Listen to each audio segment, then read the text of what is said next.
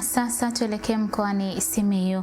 Wadaiwa sugu wa kodi ya ardhi zaidi ya 500 mkoani Simiyu wanatarajiwa kufikishwa mahakamani na kuchukuliwa hatua stahiki kwa mujibu wa sheria ili kuhakikisha wanatimiza wajibu wao wa kulipa madeni yao ya kodi. Anastasia Po kutokea Simiyu anakuja na ripoti kamili. Hayo yamesema na kamishna msaidizi wa ardhi mkoani Simiyu Dennis Masami, ambapo ameeleza kuwa kwa mwaka wa fedha 2025-2026 idara ya ardhi mkoani Simiyu ina lengo la kukusanya jumla ya shilingi bilioni 2.5 kupitia kodi ya pango la ardhi, tozo na maduhuli mbalimbali yatokanayo na sekta ya ardhi, na hadi sasa umekusanya 32% pekee ya lengo hilo. Hivyo ni muhimu wananchi walipe madeni yao. Hadi sasa tumeshasambaza hati za madai 1618.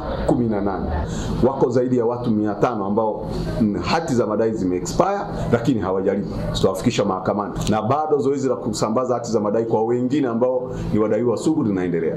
Mtaa kwa mtaa, nyumba kwa nyumba, ili kumfikia kila mmiliki wa kipande cha ardhi ambaye anastahili kulipa kodi na hajalipa kwa wakati.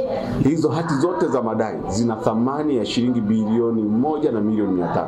Wamiliki wote hawa wakilipa kodi ya pango la ardhi ni kama tunakaribia kufikia lengo la makusanyo. Akizungumza wakati wa zoezi la kuwatembelea nyumba kwa nyumba wadaiwa sugu wa ardhi, mratibu wa kodi ya ardhi mkoani Simiyu Bisare Chacha ameeleza athari mbalimbali za kulimbikiza deni la pango la ardhi.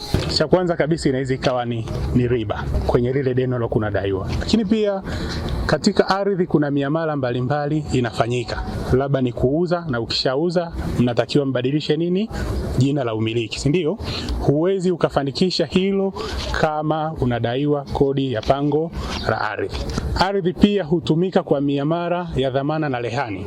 Kama ardhi yako itakuwa inadaiwa kodi ya pango la ardhi kwa kipindi chochote kile, muamala huo hautoweza kukamilika. Steven Kitama na Esther Sungwa ni baadhi ya wakazi wa mkoa wa Simiyu ambao wameomba elimu zaidi izidi kutolewa ili wapate uelewa juu ya kodi hiyo ya pango la ardhi. Wanakuwa tu hawajaelewa hii kodi inalipwaje.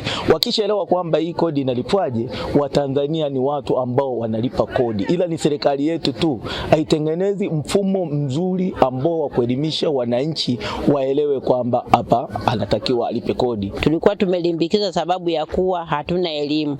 Tulijua kwamba tunalipa hiyo kodi ya ya umeme, tunamaliza kila kitu. Kutoka hapa mkoani Simiyu, mimi ni Anastasia Po, Clouds TV. Kutokea Simiyu tunaelekea Shinyanga.